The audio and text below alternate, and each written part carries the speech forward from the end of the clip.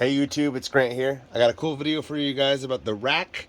I'm playing an Orzhov variant here, but it's mostly mono black. I'm just splashing white because I think it's undeniable that some of the white cards that have come out recently are just too powerful to pass up. I think it's important to make this video after Lurrus' banning because, you know, the meta has been shaken up so much. And the last real in-depth rack video I made is when the meta kind of concentrated itself, right? You know, Lurrus has been out for a while. Modern Horizons 2 came out. The decks that were the top of the archetypes have kind of been not solved. You know, they change as new sets come out, but the meta was pretty stagnant at the point. So I was very safe with feeling uploading a video that was something that you could use as a bone stock list to get into the meta and do very well. But, you know, the meta's shaken up, and I think one thing that's really cool about Lurrus being banned is that combo is getting really cocky.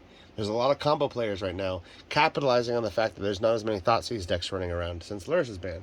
I also noticed that since Kamigawa came out, there's a lot of great artifacts and a lot of really good artifact decks popping around too. And I think that's also why white is so important to have as a splash color, because even though we're sticking to a pretty mono black list, having the ability to get stuff like Stony Silence, Kataki, things along those lines are really nice, although obviously Kataki is not going to be great with the rack, but you get what I'm saying. I'll go into sideboard options and how your meta can look here in a bit. I want to get into the deck list, but I think real fast I should get into this. I've had some comments talking about the rack Discord and like the rack community and where I get tips and stuff like that. The first thing I would say is watch rack videos that do well. You know, I love Pygonti. He's a good streamer that plays the rack. I like watching people that just play the rack for fun if they do well and see what they were doing and the cards they were running. There's a few different rack streamers, but the biggest help for me has been Discord. So below this video, I'm going to post a link to a Reddit page that has like every archetype you can imagine. Even tier 3 decks. It's got Lantern Control. It's got silly things like weird goblin variants and stuff. But you can, all of it is just Discord links. You can join the Orzhov Pox Discord and the 8-Rack Discord. I'm there all the time. If you join, I'll talk to you and I can learn from you. We can talk to each other. But there's a lot of people testing these decks right now. And every time there's a new set, people test different cards. Some are winners, some are stinkers, but you don't really know until a couple sets later. You know, like everybody loves the new Takanuma land. Everybody loved the Hive of the Tyrant. But in 2 years, are they still going to be being played? Because I can guarantee you Liliana and Thoughtseize still will be.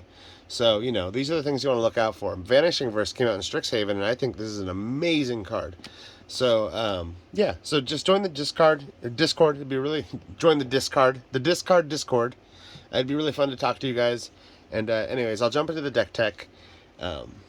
So here we have the rack. I made a video a while ago called Modern the Rack 2021.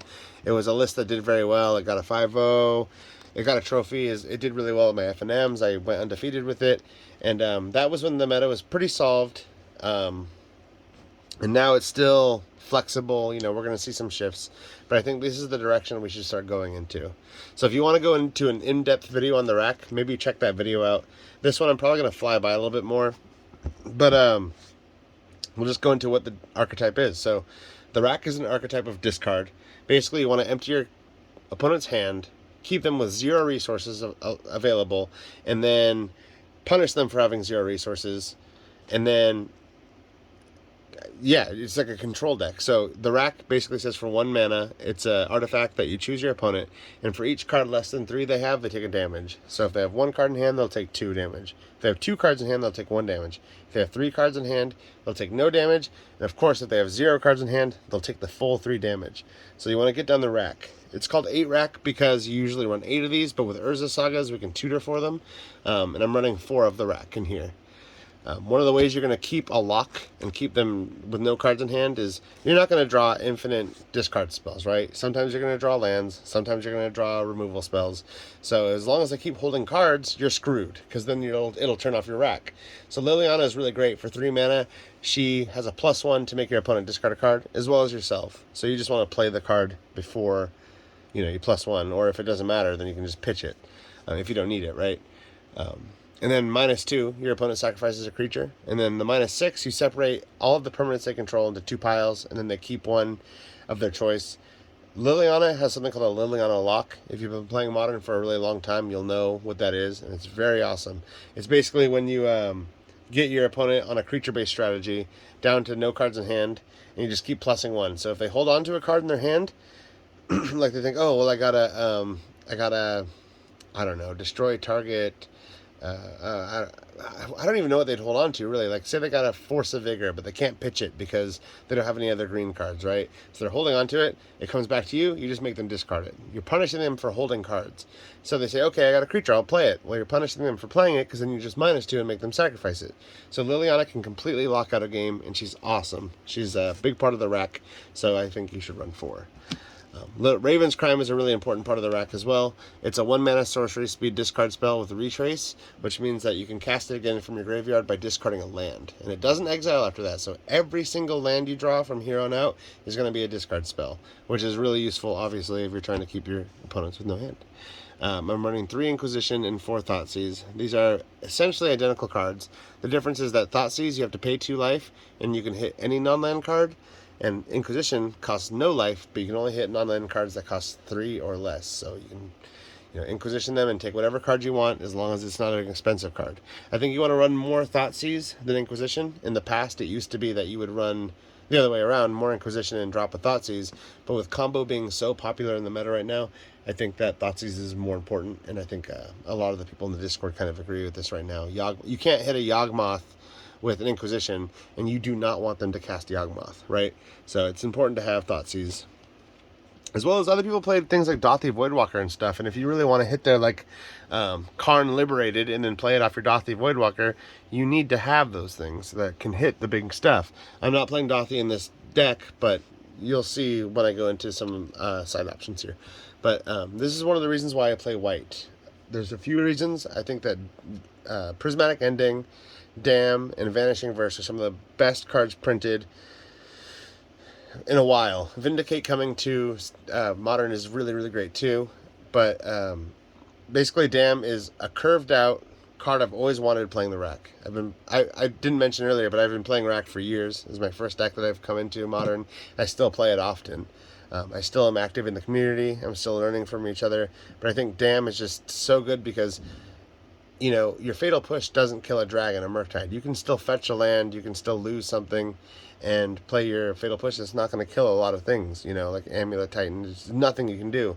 But Dam is a 2-mana spell that can destroy any creature without it being regenerated, and then has the upside of Overload, which lets you destroy the whole board. And I don't want to get too into game theory here, but one of the things about the rack and the downsides of black and why people give it a lot of shit is that here's what happens in game theory, right? So I spend 1 mana and then 2 life and 1 card to look at my opponent's hand and then have them lose 1 card. So I have 3 things bad happen to me, 1 bad thing happens to them. Well, you could argue, well, you also disrupt their play pattern, you also get full information of their hand, so it's okay. But if you were to play something like Spell Pierce, I tap out my Liliana, or tap out 3 land to play my Liliana. I'm down a card, I'm down 3 mana, and then they play Spell Pierce, and they basically time walk me because I wasted my entire turn. They spent 1 card and 1 mana, I spent 3 mana and 1 card. They're way ahead in that trade, right? So we're 1-for-1ing people, and not only are we 1-for-1ing them, we're spending mana and they're not. We're also losing life and they're not. So that's kind of the problem with black. It's powerful, don't get me wrong, but it's not the best thing in the world unless you can kind of hedge it up by getting something called 2-for-1s, right? Smallpox is great for that because Smallpox allows you to basically get a creature and a land and have them discard a card. You still have 1 card, and ideally you want something you want to discard like Lingering Souls, or something you don't need like a land. Ideally you have something like Flagstones or Trocaire, so you don't even lose a land and they're down a land drop. So Dam can do the same thing. They're going to fill up the board with a bunch of creatures, and you're going to play 1 spell, and you're going to undo 3, 4, or even 5 turns of setting up a good position on board. And you just undid it all with 1 card, right?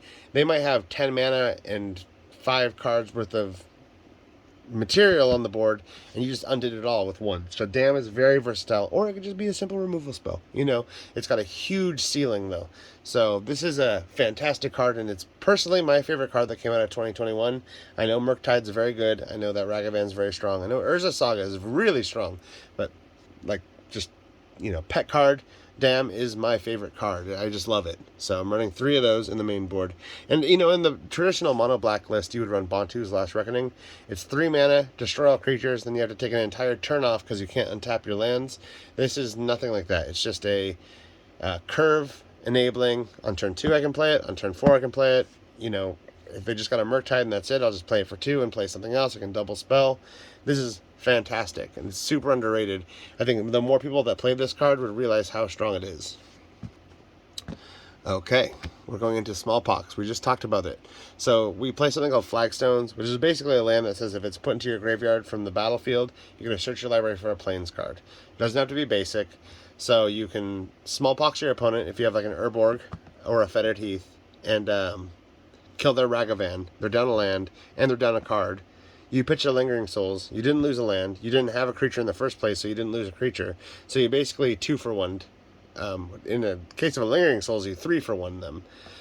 You know, so you're hitting a lot of things with 1 card. That's why I love Smallpox. It's very strong. Mindrake, I'm not going to get too deep into it. You know, we have a big discard strategy here. We got Smallpox, Mix and Discard, Inquisition, Raven's Crime, Liliana, Thoughtseize. This is like the top end of the discard. It's 3 mana for them to discard 2, which doesn't seem that great, but you can overload it for 2 mana and have them discard 2, but you have to discard 2 yourself, which is why we have things like Lingering Souls. This is why we run so many lands, because sometimes we're going to discard them. Also, sometimes, you know, you're going to be top decking this anyways, and then if you happen to have like an Urza Saga, a white land, like a Flagstones, and a black land, or like a black-white land, you only have 1 black pip. So I think it's good to have, you know, something with only 1 black pip and 1 black pip. Just makes it easier when you're top deck. It doesn't happen often, but it does happen. And you can obviously run Wrenchmind in this spot, and you would not be wrong. Like I said with Kamigawa, though, there's a lot of artifact decks coming around, and sometimes people just pitch an artifact they don't need 2 of, just to, you know, not empty their hand. A lot of artifact decks, anyways, they empty their hands anyways, but Thought Monitor refills it anyways, so that's kind of an enemy here. I love Mindrake. But so that's it. And also, pitching Lingering Souls can actually be useful. So, also another thing people don't realize is like, there's a card called something Faithful Looting. It was a blue-white card that lets you draw 2, discard 2, whatever, and people are using it for Reanimator strategies. I think Mindrake is super underplayed in those like controlling Liliana, like Esper Reanimator style lists, especially if you're not running blue or white, because you can use this in Reanimator list to pitch your Archon of Cruelty, stuff like that. It's a really good card. It's just super underused. Anyways, that's my spiel on it. I won't go too deep into it. If you didn't know, I don't know. You can watch my old rack video and I go way more in depth about that card, but you're not wrong for wanting to play Wrenchmind. I will say that. They're both fantastic cards. I would say you are wrong if you think this is trash, but I don't think you're wrong for thinking Wrenchmind is just as good. If you think Wrenchmind's better, you might be right about that too. I don't know. I have some really good rack players and some even pro players I've talked to that are on this card. People like Ari Lax, Turn One Thoughtsies podcast, they've talked about how good this card and potential it has. Anyways, we'll move on to Lingering Souls. It's an army in a can. It's really good beats. It's really good protection for your Liliana. It's very versatile, and the best thing is it's a target to discard yourself with Liliana or Smallpox. 3 mana, create 2 1/1 flyers. You would be, if you've never played Lingering Souls, it's interesting how good just one of these are, because you get 4 1/1 bodies in the air for 1 card, and it just blanks so much removal, because a lot of people play 1-for-1 removal, and it's not good to waste your removal on tokens, especially when there's 4 of them. So I'm running 2 of those. Portable Hole is something that I only play with Urza Saga. Like I said earlier, Prismatic Ending is probably one of the best cards ever printed in the last long time. And yeah, we should be, well, I shouldn't say we should be, we could be playing that, and I would be playing that if I wasn't playing Urza Saga. But there's going to be some matches where like you just want to beat down with the constructs. You want to hold the cards in your hand because card advantage matters, and you want them to waste their removal on your constructs anyways, whether you hold on to things like in the late game. And every time you can grow your constructs, it matters. So it's just as simple as like, hey, I played a rack because I drew one. I played a pithing needle named, whatever it is you named, and I have a portable hole. I got one of their things, and I make a construct. Okay, now it's it's a 4/4. I make another construct. I have 2 5/5s on the board, and 2 5/5 on the board can be a lot to deal with for some people. So it makes a difference having one extra artifact on the board. So I'm running portable holes, and they've been very good for me. I mean, if I've played a lot of games, and if they weren't good, I wouldn't run them. So test them. If you really want prismatic ending, drop a land, put it in a triome, run more fetches, and go that route. But here's what we're running. Urza Saga here. So Urza Saga is a land. It's pretty sweet. It's one of the cards that have enabled the rack to be as competitive as it is. It's a land that lets you search for the rack, right? So it's important. You play it, turn 1, you can just tap it for mana. Turn 2, you can tap it for mana, or you can pay 2 mana and create a construct token, which is power and toughness is equal to the amount of artifacts you control. On turn 3, you have a couple options here. You can float a mana, so that you have an extra mana in your main phase. You can create another construct token, which will pump the original construct token and you'll now have 2 creatures. And then, of course, after that happens, you have to sacrifice it, going down a land, and then go search your library for a mana, or for an artifact that costs mana value 1 or 0. So you're going to sacrifice a land here. You're going to sacrifice a land with smallpox. And that's why we're running 24 lands, because our curve is very low. It's mostly 1-drops. There's a handful of 2-drops, and then Liliana is the only 3 mana card in the entire spell. So we don't need a whole lot of mana, but we are going to lose. I mean, we're going to be pitching our lands to Raven's Crime too, so like we need a good chunk of mana for our deck to work here. So we're running 4 Urza Sagas. What we're going to tutor for the most is the rack. But there's going to be times when your opponent slams something annoying, like a run-in 6, which is really annoying, or something like a Jace the Mind Sculptor, which is super annoying, or whatever, Teferi, and you're just going to grab a Pithing Needle. I will say, if I'm playing against Yawgmoth, and I have a turn 1 play, I might play Urza Saga, not even caring about the constructs turn 1, just so I can get Pithing Needle as quick as possible, so I can name Yawgmoth before they can get their combo off, right? So this is why there's a 1 of this. It's a low opportunity cost. This isn't good in every match, but you also rarely ever draw it because there's just 1 in the entire deck. Same with Nihil Spellbomb. It's not good in every matchup, but it's nice to have a cantrip that you can tutor for, that even if you do draw it, that sucks. You're still going to replace it with a new card because it cantrips, right? And you're just going to get them out their graveyard. The land base isn't anything super interesting other than, I think, maybe Takanuma is a new card I've been playing. And I'm I like it. I like being able to get back stuff like Liliana. I like being able to mull over a Raven's Crime. I think this card is good and I want to keep running it. But I kind of want to find room for Hive of the Eye Tyrant.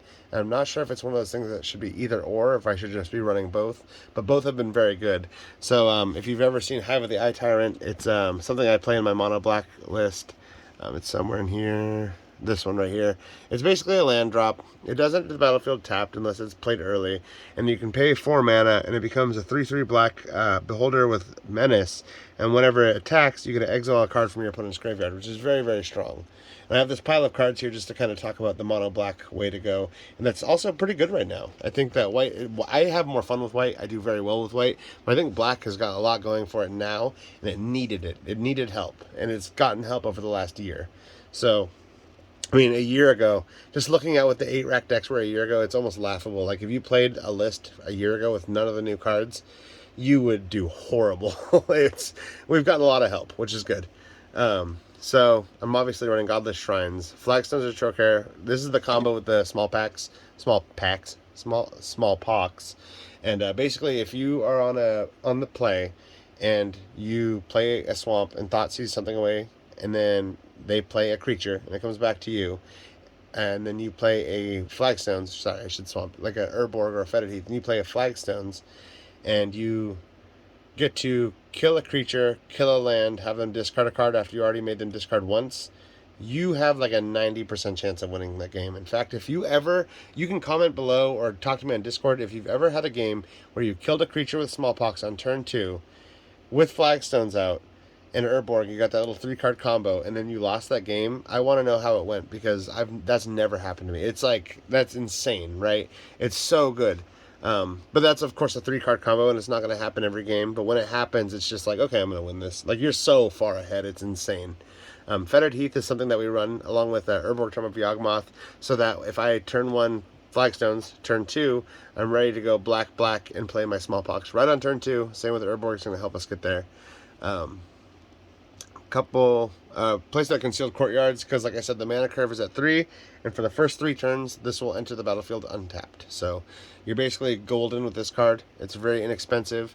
There's cheap ways to get into white mana, and this is like the cheapest I think you can get. Flagstones are $1 or $2, concealed courtyards are $1 or $2, fettered heaths are pretty cheap. I'm not running, right? So yeah, the fetch lands are expensive and Godless Shrines are expensive, but I'm not even running fetches in this list because I'm not running Fatal Pushes. And let me explain why. So we're going to get into the sideboard here, and I think this is where the meat of the conversation really is. I think this is the most important part. We'll talk about the meta right now. So because Lurrus is banned, people are experimenting more with Obosh, Blood Moons are popping up. I've seen Ponza. Karn the Great Creator is better because it deals with these artifact decks that are running around, because Karn the Great Creator basically shuts off all activated abilities of your opponent's artifacts.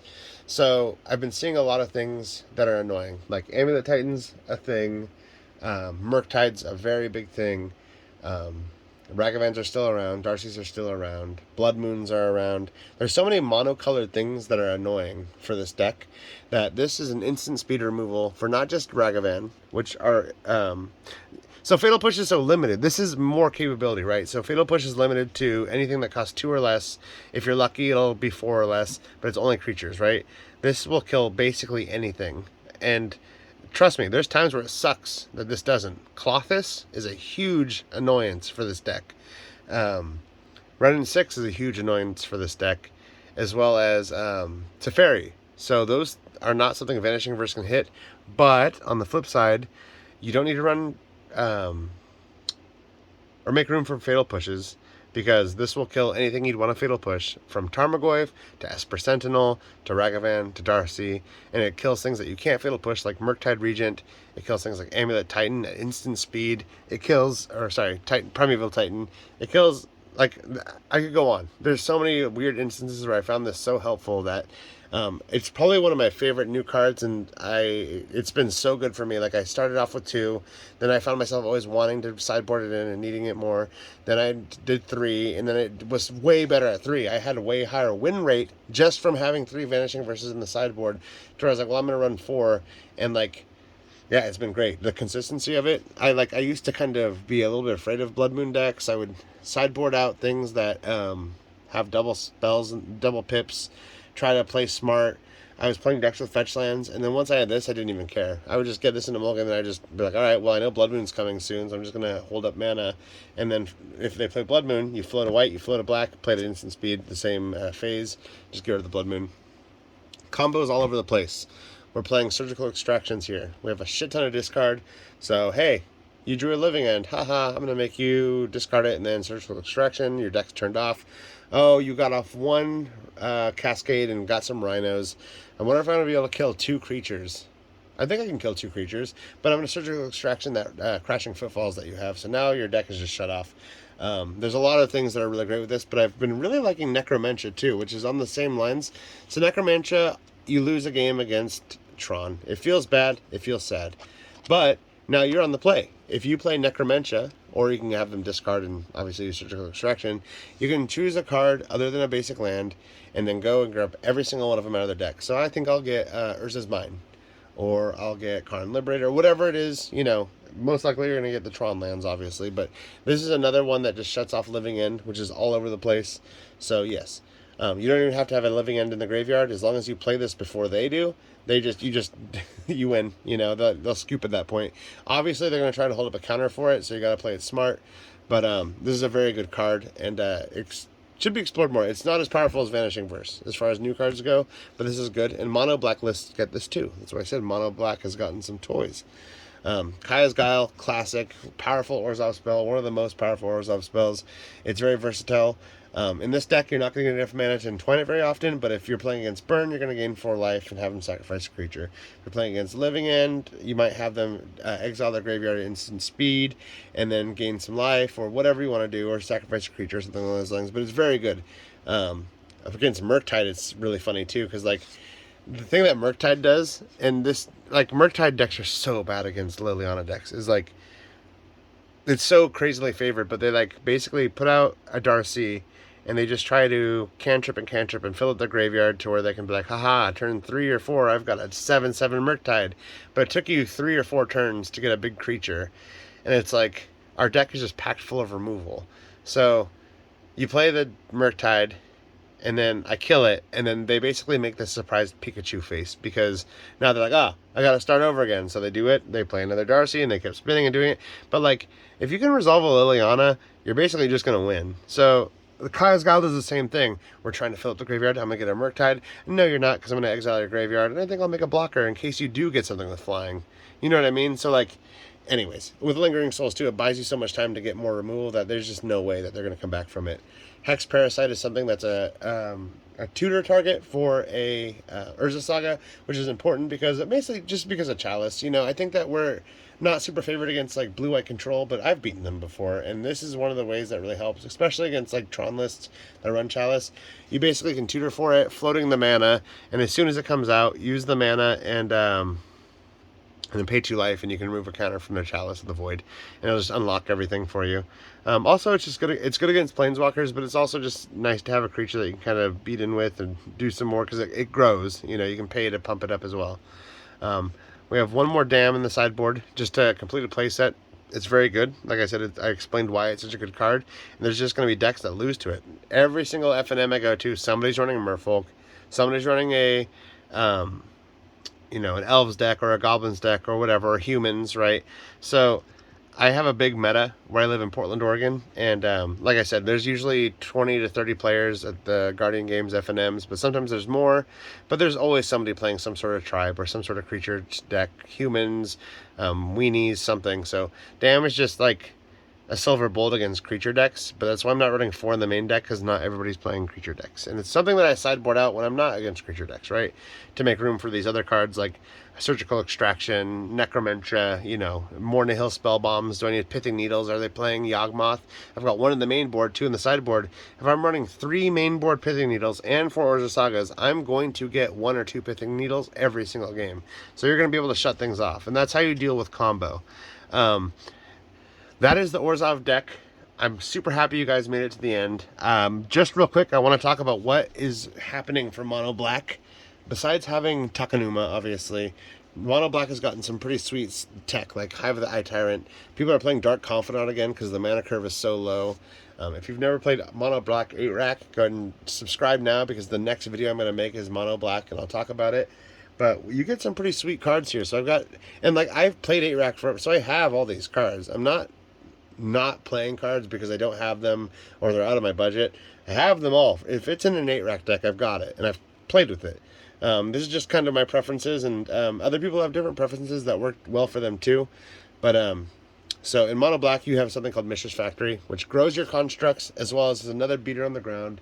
It's really tricksy. You can do things like, oh, I got a 3/3 construct. Well, I'm going to bolt it. Well, I'm going to tap my Mishra's Factory for a mana, use the same mana to turn this into an artifact creature.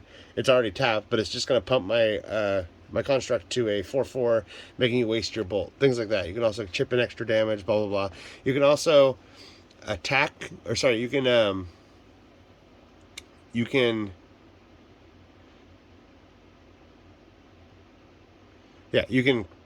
turn this into a creature, block their 2/2, and then tap it in response to blocking it to give it +1/+1, and block it as a 3/3 and kill their 2/2, and this is a 3/3 and it comes back. So there's the weird shenanigans you can do with Mishra's Factory that's really fun.